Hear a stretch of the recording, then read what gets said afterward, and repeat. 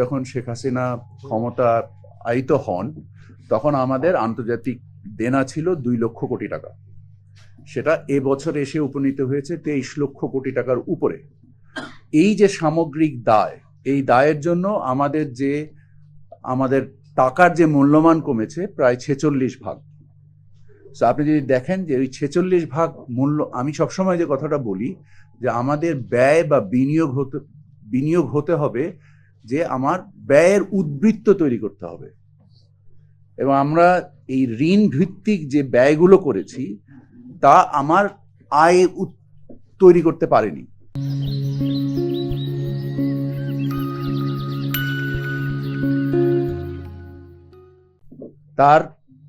তার ফলে আমার টাকার অবমূল্যায়ন হয়েছে এবং আমার বিভিন্ন রকমের দীর্ঘমেয়াদী দায় তৈরি হয়েছে, যে কারণে আমাদেরকে IMF এর কাছ থেকেও অর্থ সাহায্য নিতে হয়েছে, মানে লোন নিতে হয়েছে, সাহায্য তারা লোন নিতে হয়েছে। আপনারা জানেন যে বিগত আওয়ামী সরকারই প্রায় $4 বিলিয়ন যে একটা অর্থ সাহায্য বা অর্থ লোনের যে প্রচেষ্টা চালিয়েছিল।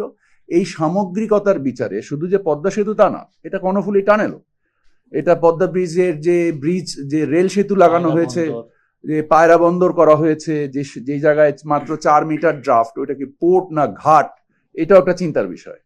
এবং বিভিন্ন রকমের যে অযাচিত এবং অপরিণামদর্শী যে প্রকল্প ব্যয় করা হয়েছে তার একটা সামগ্রিক রিফ্লেকশন আসছে আমাদের নিত্যপণ্যের বাজারে। এটাতে অস্বীকার করার কোনো জায়গা নেই। এটা আপনি বলছেন, আমি বলিনি। আমি বলছি সামগ্রিকভাবে আপনার ব্যয়ের উদ্বৃত্ত তৈরি করেছে কিনা। আপনার যেখানে পদ্মা রেল সেতুতে প্রকালন ছিল 1400 কোটি টাকা, সেখান থেকে উঠবে, আপনার টোল উঠবে, সেখান থেকে আসছে মাত্র 26 কোটি টাকা। তো এই টাকার এই ব্যয়ের পাবেন কোথায় আপনি? আর তাছাড়া আমাদের যে কথা বলা হয়েছিল যে পদ্মা সেতু হলে আমাদের জিডিপি 2% বৃদ্ধি পাবে, উল্টো আমার জিডিপি কমে এসছে। আপনি বিশ্লেষণ নিজে করেই দেখেন যে এর বিনিময়ে আপনি কি পেয়েছেন। আমি বলেছি যে এই ব্যয়গুলো যদি আমরা মানে প্রয়োজন অনুযায়ী আমাদের কস্ট অফসেট বা আমাদের ব্যয়ের উদ্বৃত্ত তৈরি করার জন্য আমরা বিনিয়োগ করতে পারতাম, তাহলে অবশ্যই আমাদের সক্ষমতা বাড়তো এবং আমাদের জাতীয় সক্ষমতার সাথে সাথে আমাদের লোন কমতো এবং লোন পরিশোধের সক্ষমতাও বাড়তো। আমি বলেছি এটা একটা ধারাবাহিক কার্যক্রম।